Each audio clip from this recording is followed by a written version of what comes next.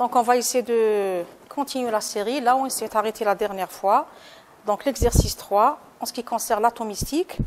Alors, première question, calculer en mégaélectronvolts l'énergie de cohésion des noyaux d'oxygène, sachant que la masse du noyau, elle est de 15,9994 UMA. Vous avez le nombre de protons et le nombre de neutrons qui est égal à 8. Donc, pour calculer, en général, que ce soit les énergies de liaison, de cohésion ou de fission, il faut toujours appliquer le principe, ce qu'on appelle le principe d'Einstein. Donc, le principe d'Einstein,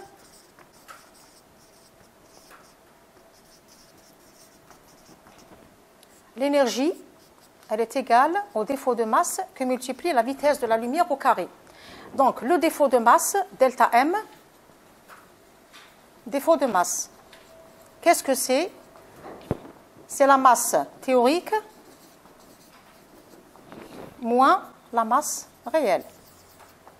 Alors, la masse théorique, c'est quoi? La masse théorique, en général, c'est la masse de tous les nucléons. Les nucléons, ce sont les éléments qui forment le noyau. La masse réelle, c'est la masse du noyau d'oxygène qui a été donnée 15,9994 UMA. Donc, l'énergie de cohésion, donc on va appliquer la relation d'Einstein, masse théorique moins la masse réelle, que multiplie la vitesse de la lumière au carré. Donc, la masse théorique, c'est quoi? On va essayer de prendre toutes les masses des nucléons. Donc, vous avez 8 fois la masse du proton, puisqu'on a 8 protons. Donc, on va prendre la masse d'un proton que multiplie le nombre de protons, plus 8 fois la masse d'un neutron. Vous avez également 8 neutrons. Ça, c'est la masse théorique. Moins la masse réelle, vous avez 15,9994 que multiplie. Alors, la masse ici, elle est donnée en UMA. Donc, delta E égale, alors, 8 fois la masse du proton, vous avez 1,0076 UMA, plus 8 fois la masse du neutron, c'est 1,00 ou bien 0,096. Donc, ça, c'est la masse théorique. Moins la masse réelle, c'est la masse du noyau d'oxygène, 15,9994. Donc tout ceci, ce défaut de masse, il a été donné en UMA.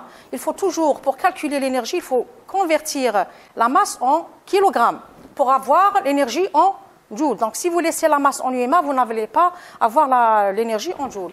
Donc on va multiplier par 1,66 10-27 kg pour convertir l'UMA en kilogrammes. Donc, on multiplie par 1,66 10-27. Le tout par la vitesse de la lumière, c'est 3,10 puissance 8 au carré. Donc, l'énergie, ça équivaut à... Donc, si on fait les calculs, donc, on va trouver 2,0,06 9 304 10 puissance moins 11 joules. Donc, si on convertit en mégaélectronvolts, donc c'est 1,2894 10 puissance 2 mégaélectronvolts. Sachant que 1 électronvolt, donc c'est une unité d'énergie, c'est la charge d'un électron, 1,6 10 moins 19 coulombs, que multiplie la différence de potentiel d'un volt, vous trouvez 1,6 10 moins 19 joules. Donc, 1 électronvolt, ça équivaut à 1,6 10 moins 19 joules. Et 1 mégaélectronvolt, donc ça fait 10 puissance 6 électronvolts. Donc, ça, c'est pour pouvoir convertir. Donc, on va revenir à la deuxième question. Donc, ça, c'est l'énergie de cohésion. C'est-à-dire, vous prenez les nucléons, vous essayez de les rassembler pour avoir la masse de l'atome d'oxygène. D'accord? Donc, ça, c'est l'énergie qu'il va falloir... pour calculer, donc la deuxième question, calculer en joules et en mégaélectronvolts l'énergie mise en jeu au cours de la réaction de fusion. Et là, c'est le problème inverse. Vous avez des éléments séparés, vous voulez à partir d'éléments séparés fusionner l'ensemble pour avoir un élément C, par exemple. A plus B, ça donne C. Donc, on va fusionner le A et B pour pouvoir donner l'élément C. Donc, deuxième question, vous avez un proton, H11, la réaction de fusion, plus un tritium, le noyau de tritium, voilà le triton, H31, ça va donner un noyau d'hélium, 4,2. Donc ça, c'est la réaction de fusion. A plus B, ça donne C. On veut calculer l'énergie qui va accompagner cette réaction de fusion. Donc, calculer cette énergie, on va toujours appliquer le même principe qui est le principe d'Einstein.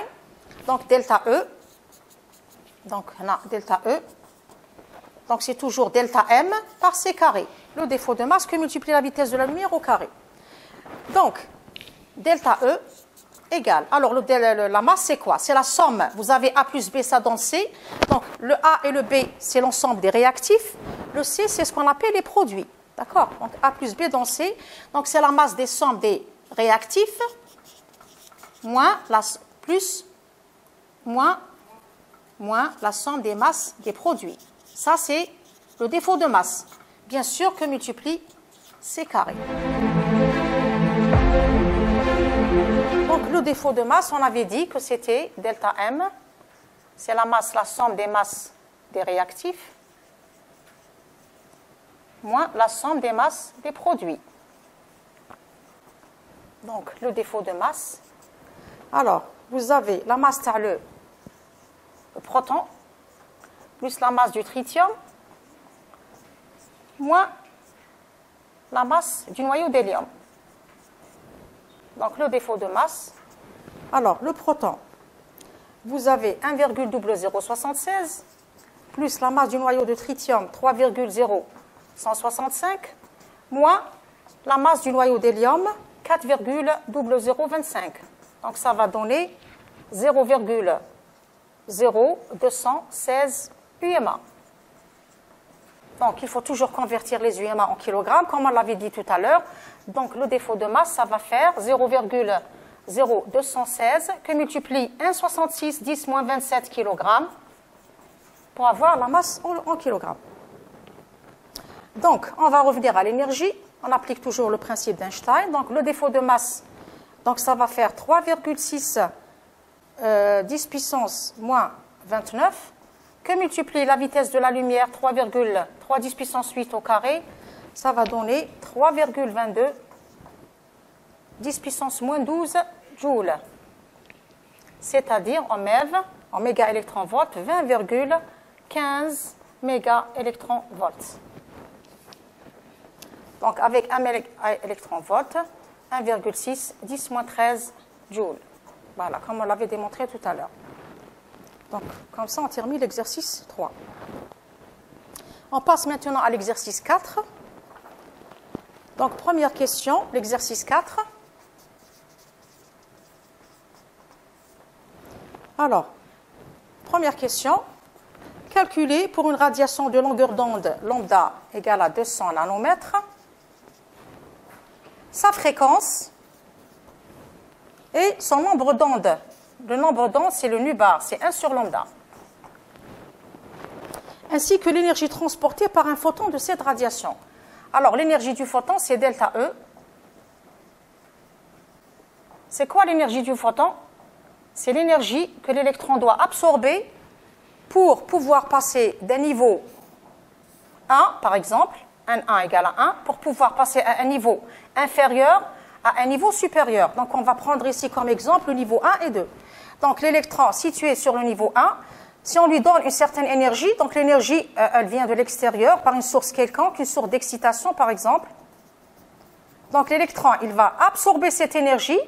Cette énergie qu'il aura absorbée, elle va lui permettre de passer à un niveau supérieur, de façon à ce que la différence d'énergie E2 moins E1,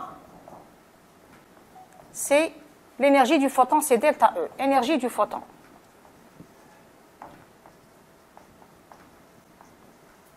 Donc, sans cette énergie-là, l'électron ne pourra pas passer à un niveau supérieur. Donc, pour calculer la fréquence, on sait que la fréquence, c'est quoi? C'est le rapport entre la vitesse de la lumière et la longueur d'onde. Donc, la vitesse de la lumière, c'est 3 10 puissance 8. La longueur d'onde, c'est 200 nanomètres. Il ne faut pas oublier de convertir les nanomètres en mètres. Un nano, ça fait 10 moins 9 mètres. Donc, le rapport, il va donner 1,5 10 puissance 15 Hertz. Bien sûr, l'unité des fréquences, c'est en Hertz. Le nombre d'ondes, alors le nombre d'ondes, ce n'est pas un nombre, hein. C'est le rapport, c'est l'inverse de la longueur d'onde. C'est 1 sur lambda. Une fois qu'on l'aura calculé, vous avez lambda, c'est 200 nanomètres. Donc 1 sur 200, 10 puissance moins 9. L'inverse de lambda, ça va donner 5 10 puissance 6 mètres moins 1, bien sûr. Voilà, si la longueur d'onde est donnée en mètres, donc le nombre d'ondes, ça va être en mètres moins 1. Maintenant, passons au calcul de l'énergie du photon. Donc l'énergie du photon, comme on l'avait dit, c'est toujours un écart d'énergie entre un niveau supérieur et un niveau inférieur. Donc, delta E, ce sera toujours l'énergie de l'état final moins l'énergie de l'état initial. Donc, par définition, l'énergie du photon, delta E, donc c'est H nu. C'est la constante de Planck que multiplie la fréquence. Donc, c'est H, la fréquence, c'est C sur lambda. D'accord? Donc, lambda, on vient de calculer la fréquence. Donc, on fait directement, on passe à l'application numérique. La constante de Planck, c'est 6,62, 10 moins 34 joules par seconde. La fréquence, on vient de calculer tout à l'heure, c'est 1,15, 10 puissance 15 Hz. Le résultat, ça va donner 9,915, 10 puissance moins 19 joules, bien sûr. On peut toujours convertir les joules en mégaélectronvolts en multipliant, en divisant par 1,6, 10 moins 13. Ça va donner 6,2 électronvolts. En méga ou bien en électronvolts. Pour passer au premier état excité. Donc, l'électron déjà, il est situé à un état, ce qu'on appelle l'état fondamental. État. Alors, c'est quoi l'état fondamental? C'est l'état qui correspond à l'énergie la plus basse. Donc, à ce niveau-là, l'électron, il est très, très, très stable. Donc, pour qu'il puisse passer à un état, premier état excité, c'est quoi? C'est juste le niveau, le niveau supérieur, c'est-à-dire 1 égale à 2. Donc, ça, c'est un état excité. Donc, pour qu'il puisse passer à un état excité, bien sûr, il faut qu'il absorbe une certaine énergie. Cette énergie, bien sûr, elle provient d'un milieu extérieur quelconque. Donc, calculer l'énergie qui correspond au passage de l'électron de l'état fondamental, c'est-à-dire le passage du niveau N1 égale à 1 vers le niveau N2 égale à 2. Quelle est l'énergie que l'électron aura absorbée pour pouvoir passer du niveau 1 au niveau 2? Donc, on va toujours appliquer le même principe qui est l'énergie du photon. Donc, l'énergie qu'il aura absorbée, elle correspond à l'énergie du photon. Donc, l'énergie du photon, c'est toujours H nu, puisque vous avez deux états différents. Donc, pour calculer cette énergie, on applique en général l'énergie de l'atome d'hydrogène sur n'importe quelle orbite. Donc, ça va faire l'énergie de l'atome d'hydrogène sur n carré. N, c'est le nombre quantique principal. Le N, il correspond à l'état où l'électron se trouve, c'est-à-dire l'état 1, 2, 3, n'importe quelle orbite. Donc, en général, on applique cette relation pour l'atome d'hydrogène.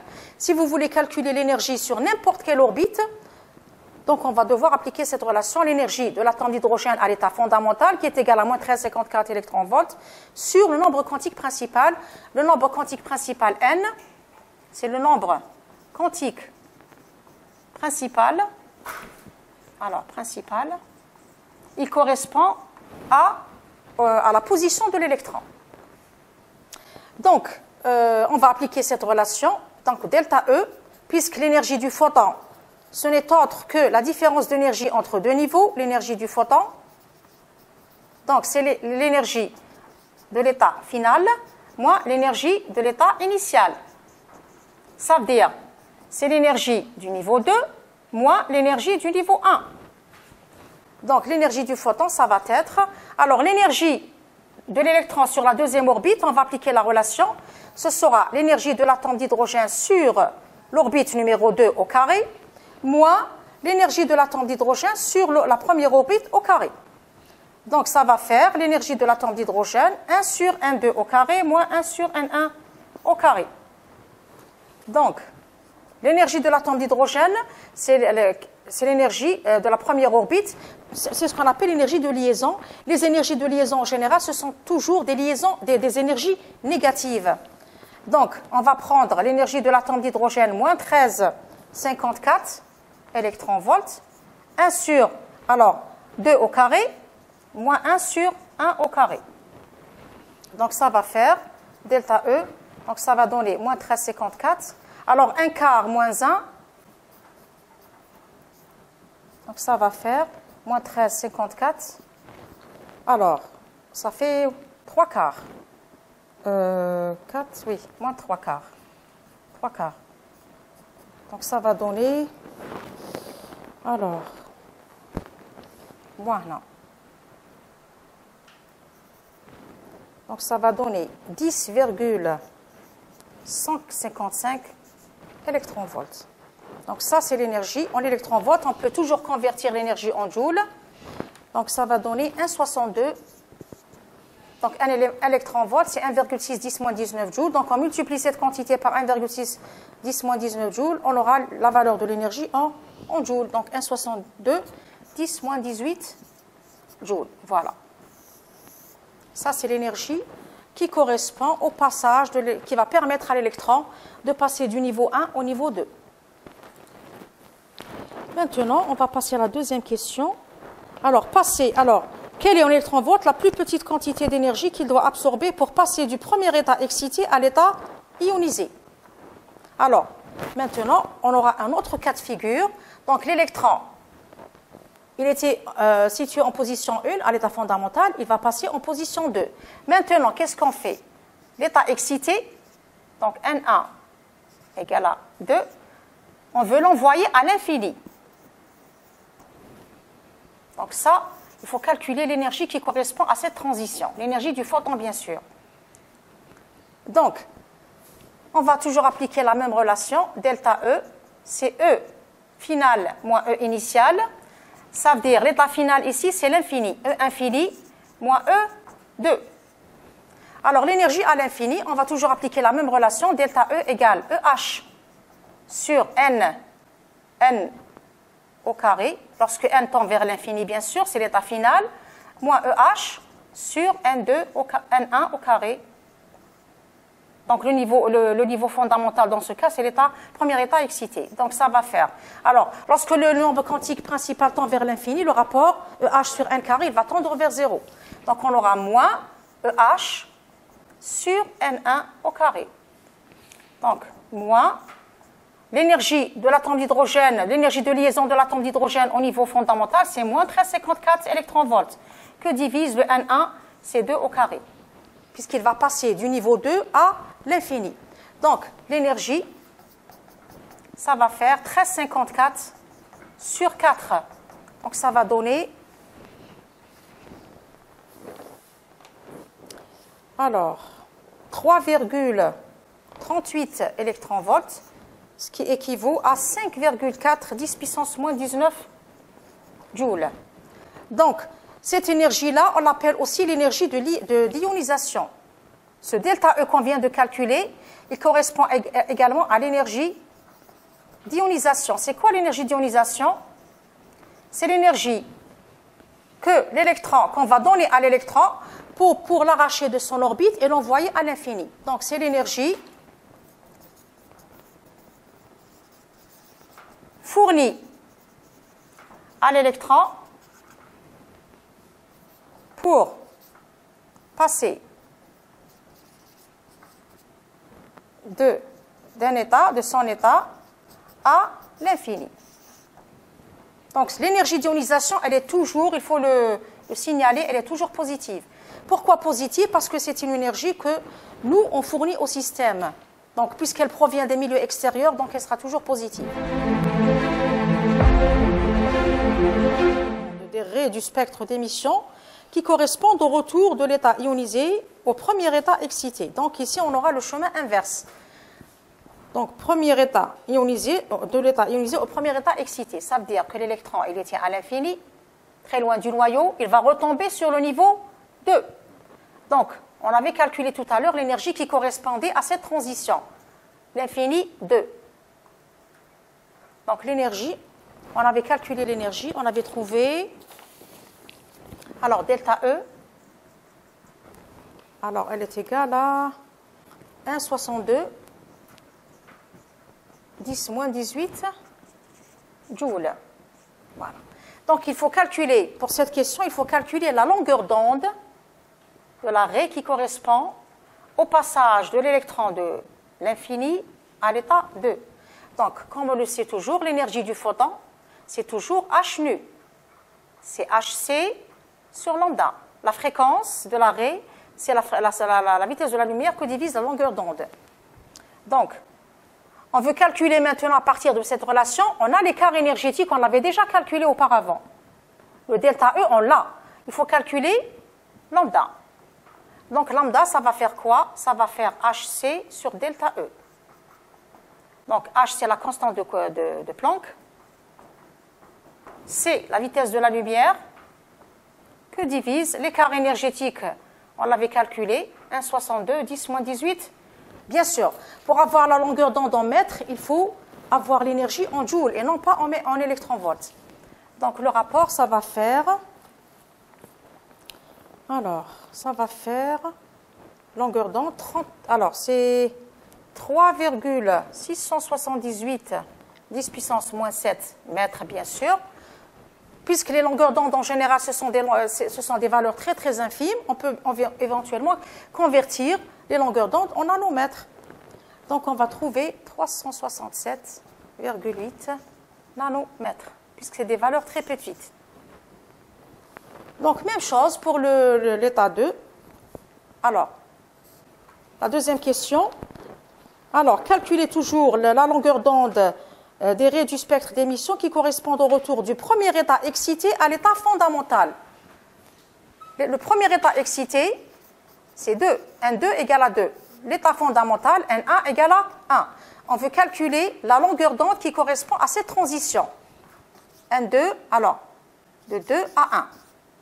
Donc, il faut calculer la longueur d'onde, connaissant, bien sûr, l'énergie du photon. On l'avait déjà calculé dans la question petit a. Donc, même chose, l'énergie du photon, c'est h nu. C'est h, c sur lambda. Donc, on va tirer directement ici la longueur d'onde. Ça va faire hc sur delta E. Donc, on passe directement à l'application numérique. Constante de Planck, 6,62, 10 moins 34 joules par seconde. La vitesse de la lumière, c'est 3, 10 puissance 8. Que divise l'énergie qu'on avait calculée auparavant? Alors, l'énergie, on avait trouvé 1,62, 10 moins 18 joules. Donc, la longueur d'onde, on va trouver 1,226, 10 puissance moins 7 mètres. On peut toujours convertir en nanomètres puisque les valeurs sont très, très, très petites, très faibles. Donc, ça va donner 122,6 nanomètres. Vous pouvez toujours, bien sûr, refaire les calculs. Première question. Alors, calculer la vitesse d'un électron ayant une longueur d'onde associée égale à... Alors, la longueur d'onde associée égale à 3,306 angstroms. Il faut calculer quoi? Calculer la vitesse de l'électron. Alors, c'est quoi la longueur d'onde associée? C'est quoi la longueur d'onde associée? C'est ce qu'on appelle la longueur d'onde associée de Broglie. Donc ça, c'est un savant français, Louis de Broglie. Alors, la longueur d'onde associée, c'est h sur mv. Donc cette longueur d'onde, elle n'a rien à voir avec les longueurs d'onde qu'on venait de voir tout à l'heure. Les longueurs d'onde, l'Ishfnam déjà, ce sont des longueurs d'onde qui correspondent aux transitions des électrons. Par contre, la longueur d'onde associée de Broglie, ce sera toujours le rapport h sur mv. Donc, lorsqu'on entend le terme associé, il faut toujours penser à de Broglie pour calculer cette longueur d'onde. Ce sera toujours le rapport entre la constante de Coulomb, la constante de Planck, sur la masse de l'électron, que multiplie la vitesse de l'électron. Donc, alors il faut calculer la vitesse. Alors, d'abord, le principe de Broglie. On va passer d'abord par le principe de Broglie. Qu'est-ce que ça dit? Ou je le principe? Il dit que toute particule qui a une certaine masse et qui est dotée d'une certaine vitesse, il y en a d'une certaine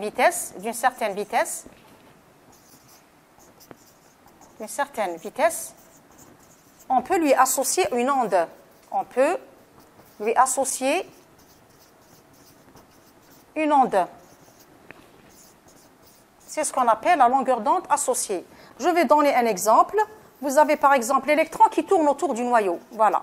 Lorsqu'il tourne autour du noyau, d'après de Broglie, puisque l'électron a un aspect corpusculaire, ça veut dire une certaine masse, il se déplace avec une certaine vitesse. Lorsqu'il tourne autour du noyau, il se déplace avec une certaine vitesse. Donc, d'après de Broglie, lorsqu'il se déplace avec une certaine vitesse, ça veut dire qu'il va faire un mouvement ondulatoire. Donc, c'est ce qu'on appelle la dualité onde-corpuscule. C'est quoi le corpuscule? Ça veut dire onde, ça veut dire que vous avez une longueur d'onde, l'électron il se déplace sous forme d'une longueur d'onde, toute longueur d'onde a bien sûr toute onde a une certaine longueur d'onde, et corpuscule, ça veut dire que l'électron a la masse. Donc vous avez la dualité, la complémentarité, l'onde et la corpuscule, et le corpuscule. Donc, pour revenir à la longueur d'onde associée, donc il faut toujours passer par le principe H sur mv. Donc, puisque vous avez la longueur d'onde, elle est égale à 3,306 angstroms, il faut calculer la vitesse. Donc, directement, à partir de la relation de Broglie, on va tirer la vitesse. Donc, la vitesse, ça va faire quoi? Ce sera H sur M que multiplie la longueur d'onde associée de Broglie. Donc, H, c'est la constante de Planck toujours, 6,62 10-34 joules par seconde. M, c'est la masse de l'électron, c'est 9,1 10-31 kg. La longueur d'onde associée de Broglie, c'est 3,306. Bien sûr, il faut penser à convertir les angstroms en mètres. Donc, un angstrom fait 10 moins 10 mètres. Donc, on dit le rapport. On convertit les longueurs d'onde en mètres pour avoir la vitesse, bien sûr, en mètres par seconde. Donc, on a la vitesse. Alors, 0,22 10 puissance 7 mètres par seconde. Donc, c'est une vitesse relativement importante. C'est une vitesse assez grande quand même. Alors, on vous dit calculer la vitesse d'un électron ayant une longueur d'onde associée égale à 3,306 angstroms. Ensuite, il faut calculer l'incertitude sur sa position, c'est-à-dire sur la position de l'électron, sachant que l'incertitude relative sur la longueur d'onde, lambda, delta lambda sur lambda, elle équivaut à 0,01. Vous avez la masse de l'électron et vous avez bien sûr le principe. Alors, l'exercice 5, il est question de calculer les incertitudes. Alors, lorsqu'il s'agit de calculer les incertitudes, on va directement appliquer le principe d'incertitude de Heisenberg. Alors, l'incertitude, c'est quoi? En général, l'incertitude, c'est une erreur de mesure. Lorsqu'on fait une mesure quelconque, bien sûr, on va faire des erreurs. L'erreur, en général, elle est due à l'appareil de mesure. Donc, les incertitudes, en général, elles devraient être très, très faibles. Parce que chaque fois que l'incertitude, si l'incertitude est grande, ça veut dire que notre mesure n'a pas été faite correctement. Donc, le principe d'incertitude, qu'est-ce que ça dit? Le principe de Heisenberg, delta x par delta p supérieur ou égal à h. Donc, vous pouvez avoir delta x par delta p supérieur ou égal à h, quand vous pouvez avoir delta supérieur ou égal à h sur 2pi, h sur 4pi, h sur 6pi, etc. Donc, vous allez prendre le principe qui vous aura été donné au contrôle, par exemple. Alors, le delta x, c'est quoi? C'est l'incertitude. Lorsqu'on parle d'incertitude en général, vous avez des incertitudes absolues et des incertitudes relatives. Donc, le delta x, dans ce cas, c'est l'incertitude absolue sur quoi? Sur la position. La position de quoi? La position de l'électron. Puisqu'il s'agit de l'exercice 5, il s'agit de la position de l'électron. Et lorsqu'on dit position de l'électron, ça veut dire, on dit rayon. La position de quoi? De l'électron, c'est quoi? C'est le rayon. C'est-à-dire, c'est la distance qui le sépare du noyau. Donc, le delta P, le P en général, c'est quoi? C'est la quantité de mouvement.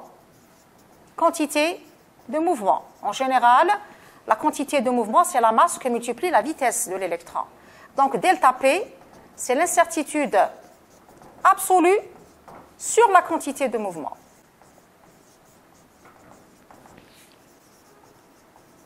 On va maintenant revenir au principe delta x, delta p supérieur ou égal à h, ça veut dire quoi? Ça veut dire que pour Heisenberg, on ne peut pas calculer la position d'une particule quelconque et la vitesse de cette particule sans faire d'erreur. Pourquoi il y a une erreur lorsqu'on calcule les incertitudes? Parce que ces deux grandeurs sont reliées par le principe, puisque delta x est directement relié à delta p et vice-versa.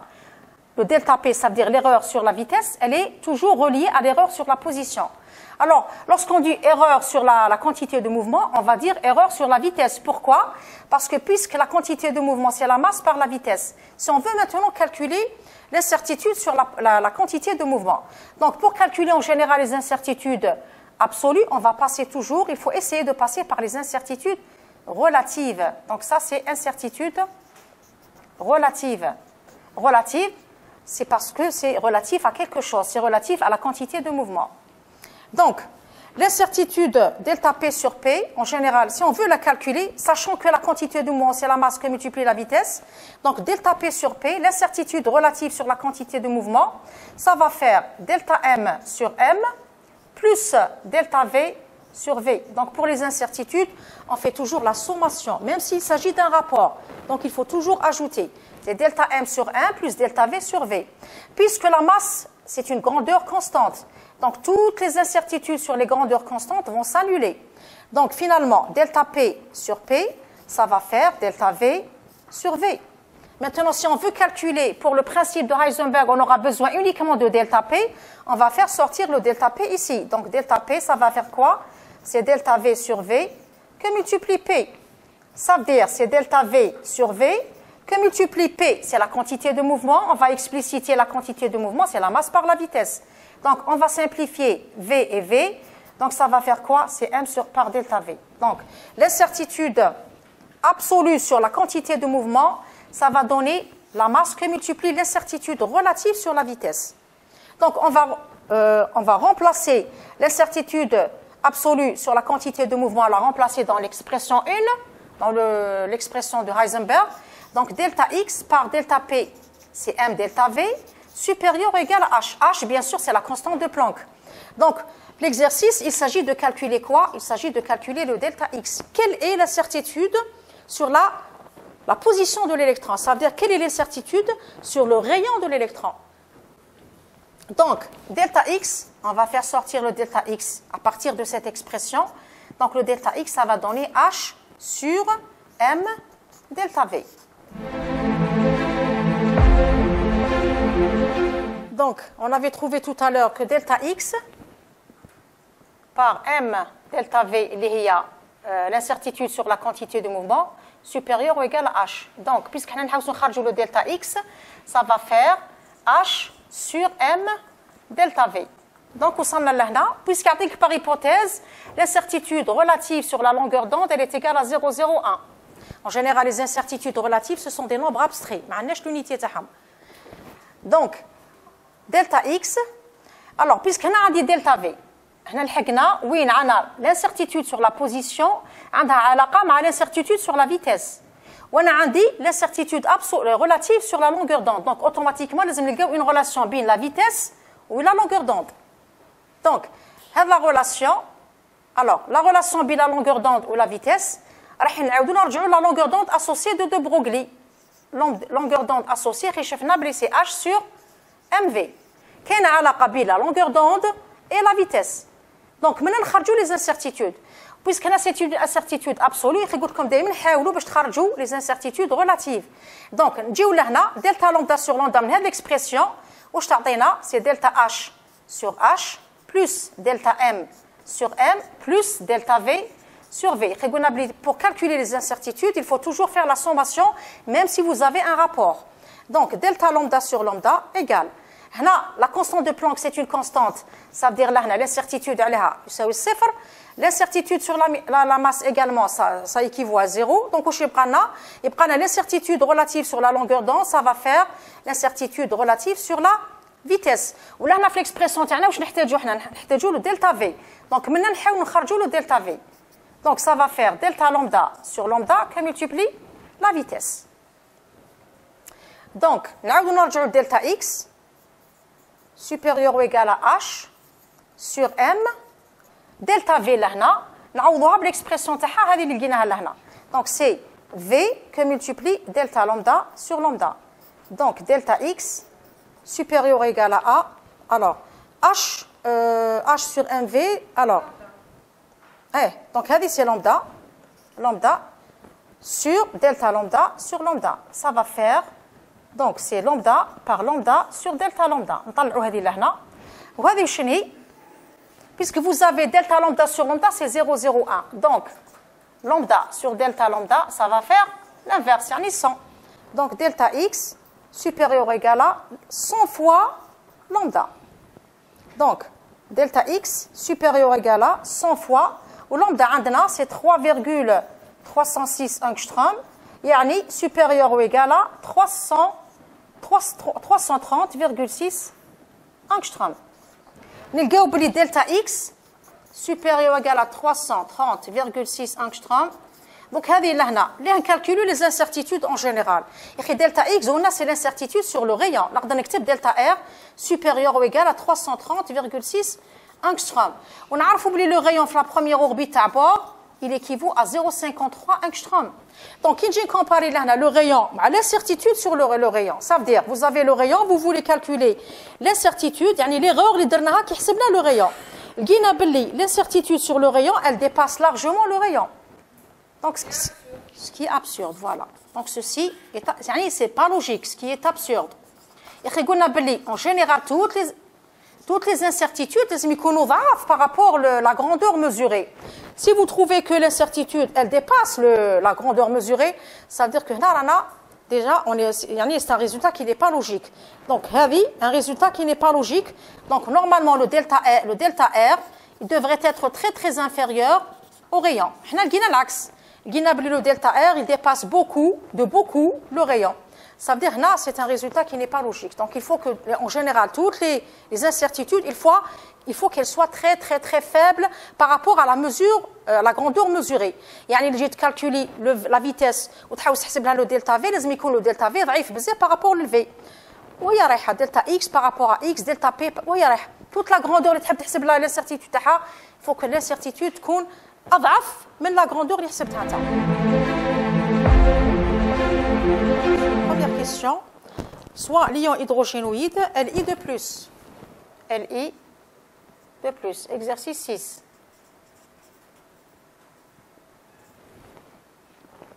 Calculer en joules et en mégaélectronvolts l'énergie de troisième ionisation du lithium.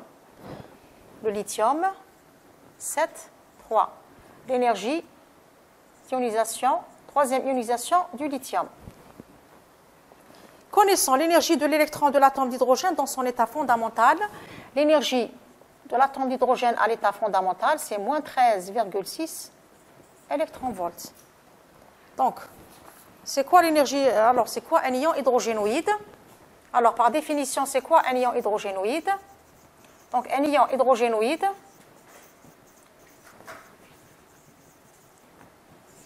c'est un ion qui possède un électron célibataire sur la première orbite.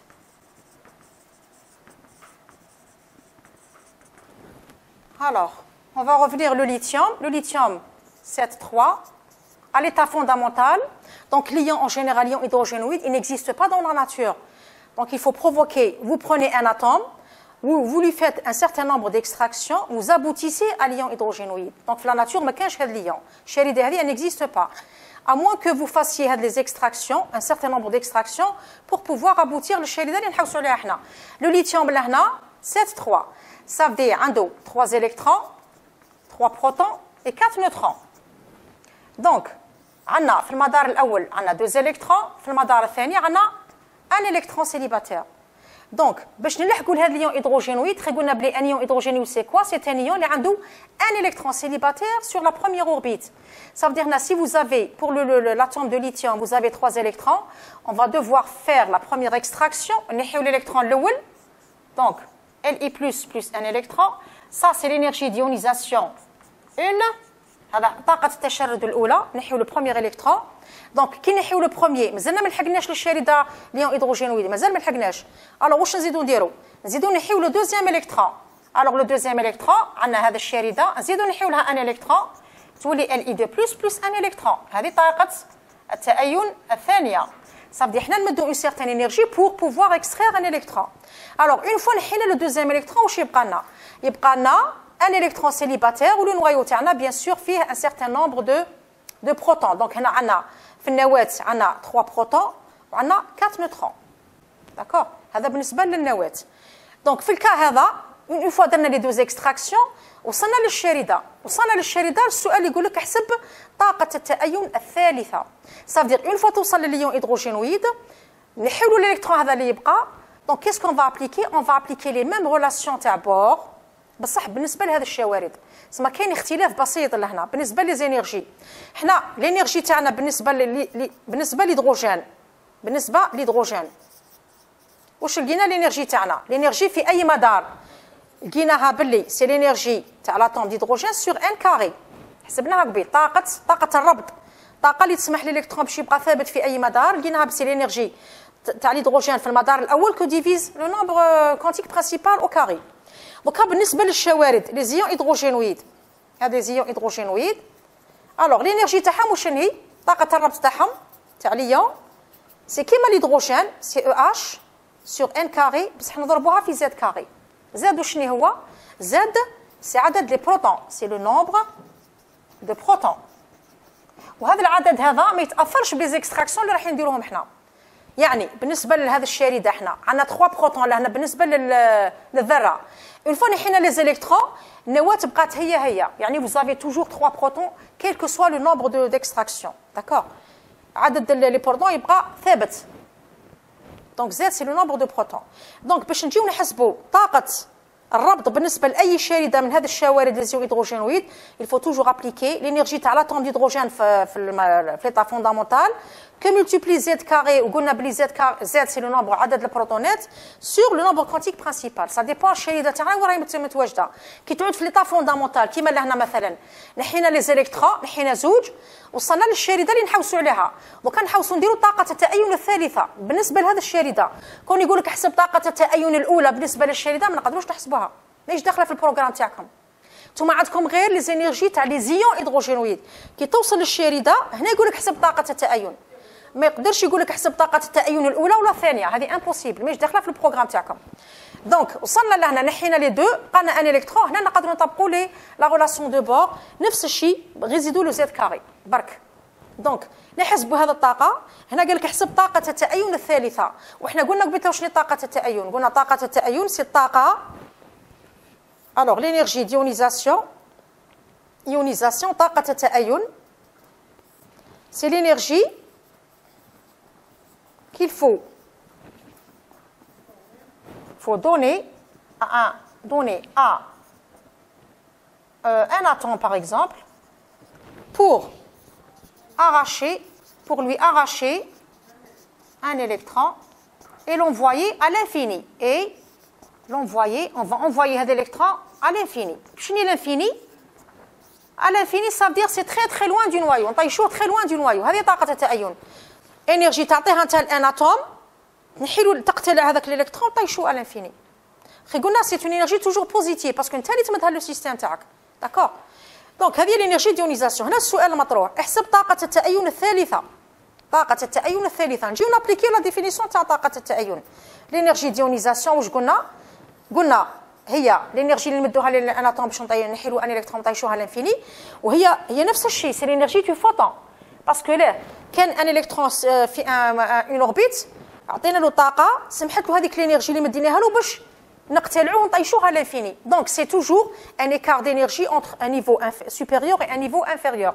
alors le niveau final et le niveau initial نفس الشيء كيما الانرجي ديونيزاسيون طاقه التأين. Alors, l'énergie finale, c'est l'énergie à l'infini, puisque nous avons l'infini.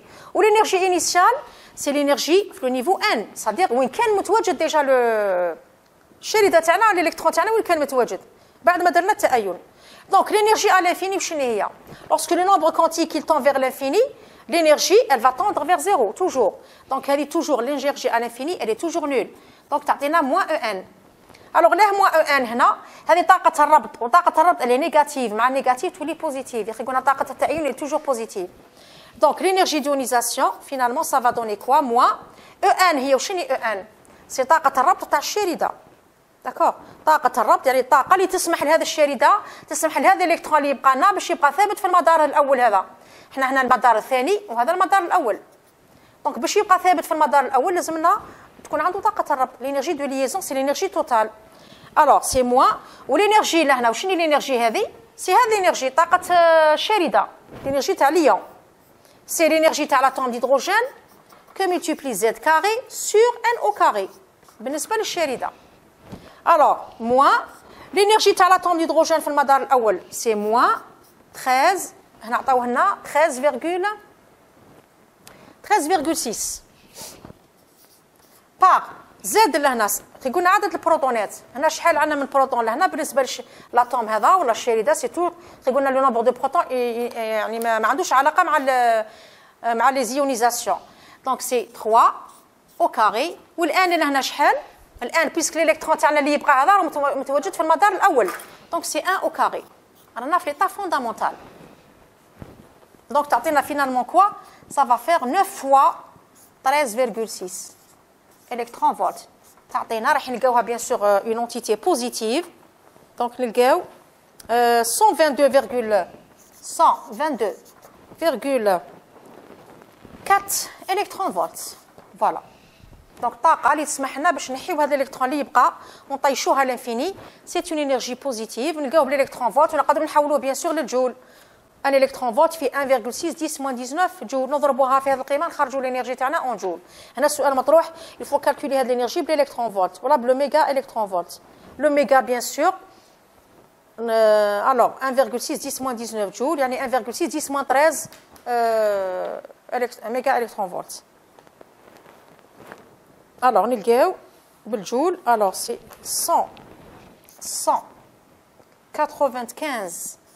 195,84 10 puissance moins 19 joules. Alors, on passe à la question suivante. Calculer la longueur d'onde et la fréquence de l'arrêt correspondante entre les niveaux d'énergie N égale à 4 et N égale à 1. Donc, on reste toujours dans le cas de figure de l'ion hydrogénoïde Li2+. Donc, on veut calculer la longueur d'onde qui correspond au passage de l'électron, mais N égale à 4, donc ça c'est N2, mais N égale à 1. L'électron, qui est le niveau 4, il y a le niveau 1. Donc, calculer la longueur d'onde qui correspond à cette transition. L'ion hydrogénoïde, c'est Li2+. Il y a deux électrons, donc un électron. Donc, on a deux extractions, donc on le Li2+. Alors, la longueur d'onde, on va appliquer la relation. Alors, lorsqu'il s'agit de calculer lambda, avec les niveaux N et N, donc on passe directement à la relation de Rydberg. Relation de Rydberg. Où je dis la relation 1 sur lambda égale à RH par Z carré, 1 sur N1 au carré moins 1 sur N2 au carré. Où RH, c'est la constante de Rydberg. Constante de Rydberg.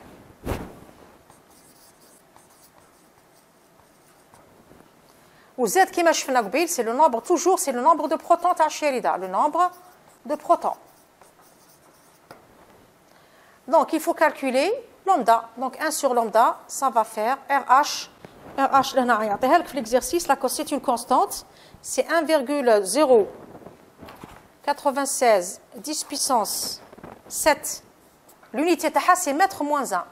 Le Z, là, on a عدد البروتونات, là, le Z, c'est 3. بالنسبة لهذا الشريدة. قلنا عدد البروتونات ما عندوش علاقة مع les extractions. Par 3 au carré. 1 sur le N1, vous avez donc N1, c'est 1 au carré, moins 1 sur 4 au carré. Donc, نلقاو لهنا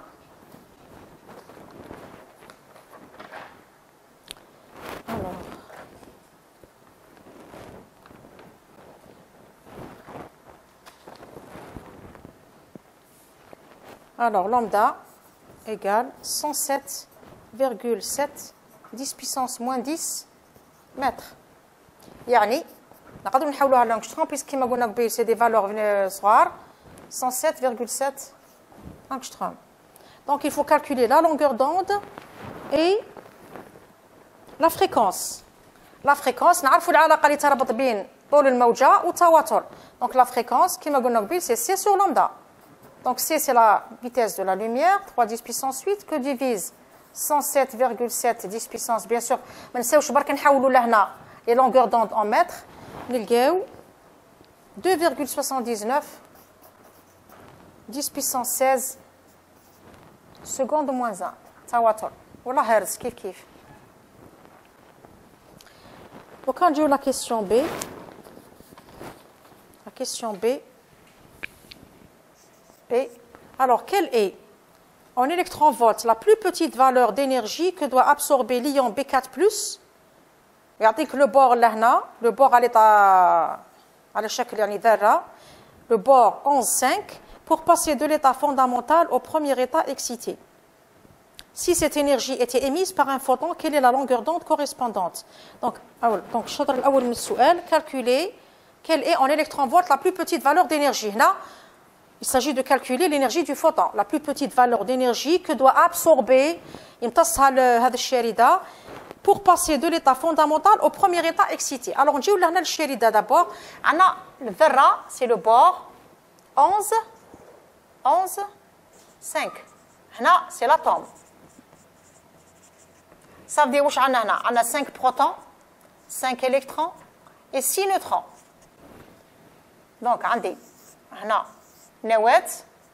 donc vous avez 6 neutrons, on a 5 protons. Alors, le madar l'awal fait donc 2 électrons, le madar l'thani pour avoir 5 électrons, donc on a 2 électrons ou 1 électron. Donc, on dit 2 électrons dans la première orbite et 3 électrons dans la deuxième orbite. Donc, ça, c'est l'atome de bord. Donc, on va faire l'ion hydrogénoïde. On va faire la première extraction. Première extraction. Le bord, regardez, on a B plus 1 électron. C'est l'énergie d'ionisation 1. Le deuxième. Donc, c'est le bord plus, regardez, le B, 2 plus 1 électron. Chaque fois, on a 1 électron. C'est l'énergie d'ionisation numéro 2. Le troisième. Le B, 2 plus, regardez, le B, 3 plus 1 électron. Donc, ça, c'est la taïun. Donc, quand on a la deuxième orbite, B 3 plus, B 4 plus 1 électron. C'est طاقة التأين الرابعة.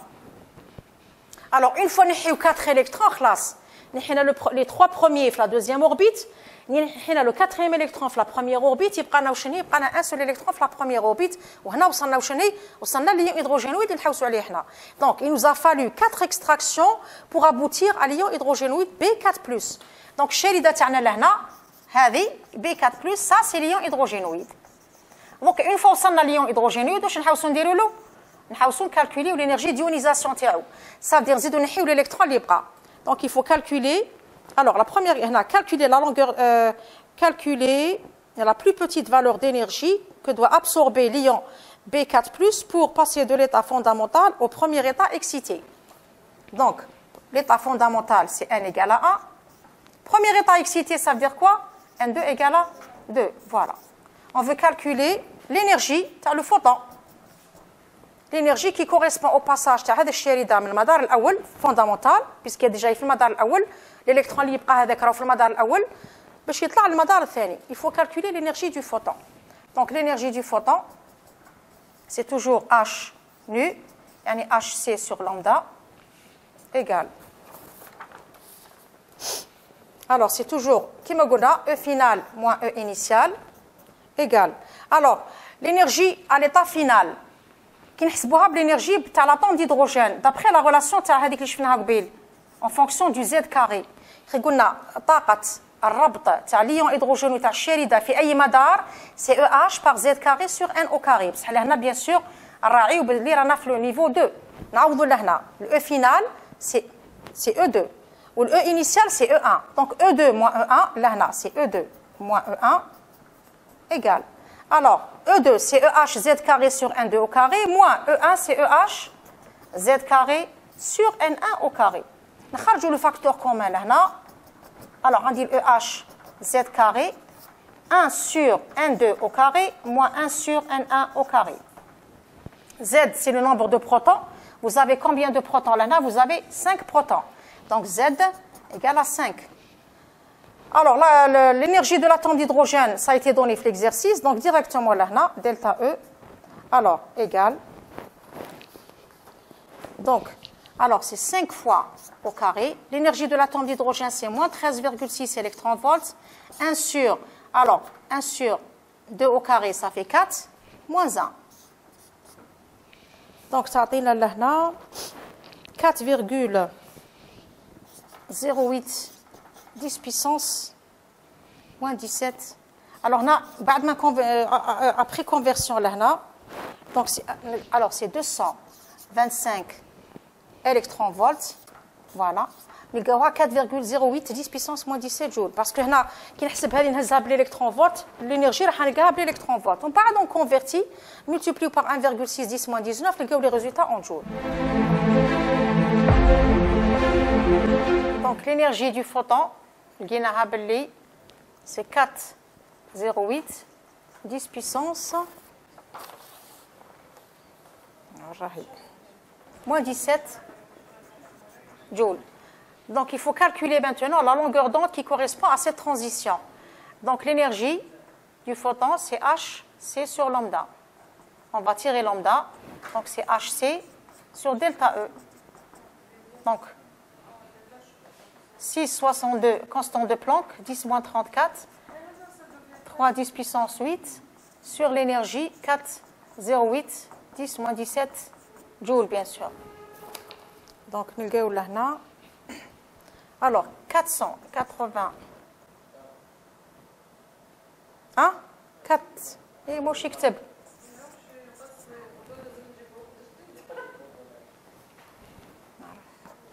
48, 10 moins 10 mètres. Si on veut convertir en angstrom, ça va faire 48,7 angstrom. Donc, on dit la deuxième question. Donc, ça, c'est la longueur d'onde qui correspond à la transition à l'électron qui m'a donné le niveau 1, le niveau 2. Question suivante. Deuxième question. Quelle est la fréquence des raies suivantes pour l'ion B4+. Alors, la raie limite de la série, alors, toujours, il s'agit toujours de du même ion hydrogénoïde. Alors, la raie limite de la série de Lyman. Donc, raie limite de la série de Lyman. Donc, bien sûr, nous devons un petit rappel sur les différentes séries les kainines.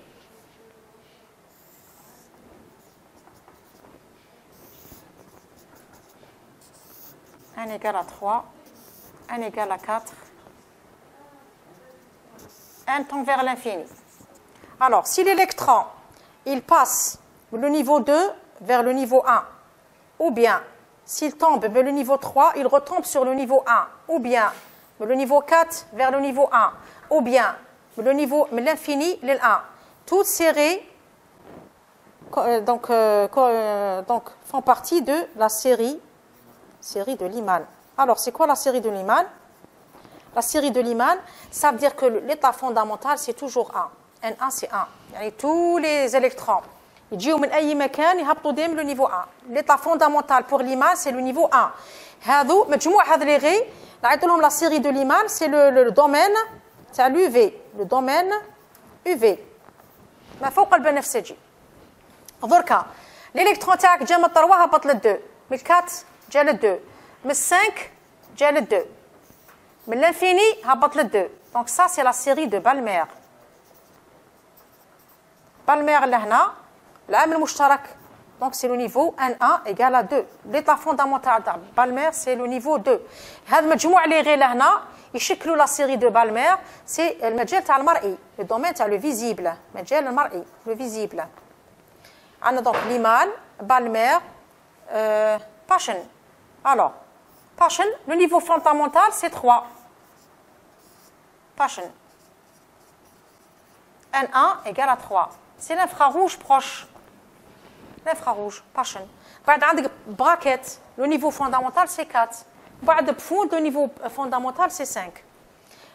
Donc, pour la ré limite de la série de Lyman, la ré limite. Alors, qu'est-ce que nous voyons le mot limite? Limite, ça veut dire que l'électron est à l'infini. Toujours, quand je trouve limite, ça veut dire l'électron est à l'infini. Alors, où est-ce qu'il va tomber? Il retombe sur quel niveau? Puisqu'il s'agit de la série de Lyman, ça veut dire automatiquement il va tomber sur le niveau 1. Puisque Lyman, le niveau fondamental de Lyman, c'est le niveau 1. Ça veut dire que la transition, c'est de l'infini. L'électron, il va retomber sur le niveau 1. Donc, c'est la transition de l'infini à 1. Donc, il faut calculer la fréquence. La fréquence pour l'ion B4+. Pour la première ré, la ré limite de la série de Lyman. Donc, la fréquence, l'énergie, c'est Hc sur lambda. Alors, on va appliquer la relation de Rydberg toujours. 1 sur lambda égale à RH, Z carré, 1 sur N1 au carré, moins 1 sur N2 au carré. Là, on applique la relation parce que tu as la longueur d'onde et les différentes transitions. Tu as le N1 et le N2. Tu as le Z, le nombre de protons de Sherida, la constante de Rydberg, tu l'exercice. Tu as la relation de Rydberg. La relation de Rydberg. تقدر soit la longueur d'onde تقدر تحسب la fréquence parce que كاينه علاقه بين la fréquence ou la longueur d'onde. Ça c'est la longueur d'onde وحنا قلنا بلي h. Alors c sur lambda c'est nu. La fréquence c'est c sur lambda. Donc كي نحاول نحسب التواتر نضرب هنا toute l'expression je multiplie par c خرج la fréquence. هنا ماشي المطلوب نكالكولي la longueur d'onde. المطلوب c'est de calculer la fréquence. وكاين علاقه كما قلنا بين la longueur d'onde et la fréquence. Donc directement, on va multiplier l'expression là, maintenant par C. Donc C sur lambda, le tawatur, c'est RH, Z carré par C, 1 sur N1 au carré, moins 1 sur N2 au carré. Maintenant, bien sûr, on a la fréquence. On passe directement à l'application numérique. Donc le RH là, c'est 1,096 10 puissance 7. Le Z, عدد البروتونات هنا بالنسبة لهذه الشريدة 5 toujours. قلنا ما يتبدلش. 1 sur. Alors le N1 c'est 1. Le N2 c'est l'infini. Le C, nous نضربه par la vitesse de la lumière. 3 10 puissance 8 parce que c'est RH par Z par C. Donc la fréquence là, ça va donner. Alors. Ça va donner 3, alors c'est 82,5 10 puissance 15 secondes moins 1 ou la hertz. Ça c'est la fréquence. Alors il faut calculer quelle est la fréquence toujours de la deuxième raie de la série de Balmer. Deuxième raie de la série de Balmer. Alors, Balmer, on avait dit que l'état fondamental pour Balmer, c'était 2. Donc, la deuxième raie, donc N1 égale à 2. La deuxième raie,